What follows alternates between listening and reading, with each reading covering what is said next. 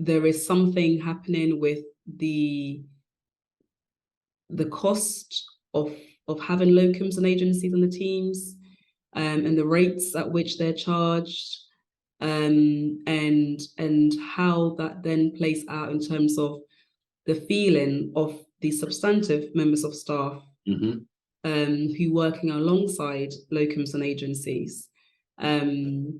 It's becoming demoralizing. Of course. I mean, we hear it. Yeah. We hear the frustration of permanent staff members having to work alongside people that are on multiple times more than they are earning. Yeah. It's only ever going to cause a conflict. Absolutely. So, you know, I understand there will always be a need for temps. Of course there will be. But there seems to be, there is just it's out of balance. It's out of sync.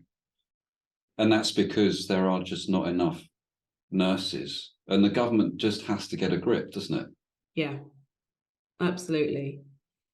And I think something needs to be done to support that, because it's becoming,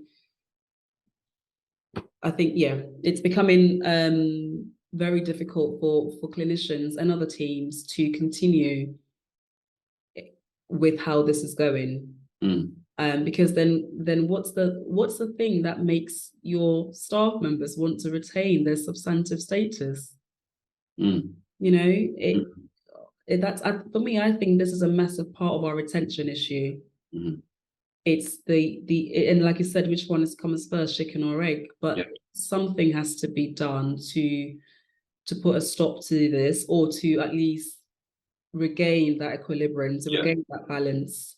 Yeah, I mean, it's not, there isn't a magic wand you can wave to suddenly increase the number of registered nurses. But something needs to be, you need to start somewhere. And, you know, they reintroduced a bursary, but it's not the full bursary. You know, and we've got to start training more nurses.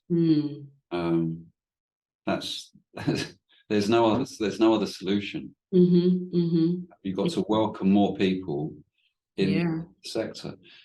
You know, many young people are still hugely inspired by the prospect of becoming a nurse. That's fantastic. You know, we see it all the time. Loads of articles, videos on our site about it. There's not a problem there. It's not that it's not an attractive sector. You know, it's seen as a vocation. Some people see it as a calling, you know.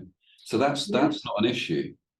We've actually put hurdles in the way to to allow them to become to realizing their ambition. Take the hurdles away, make it easier.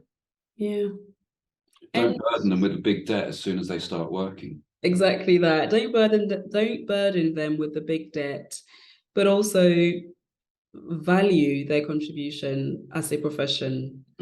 Value our contribution as professionals, and actually, you know, give us the monetary increments that we deserve based on the value that we bring to healthcare overall.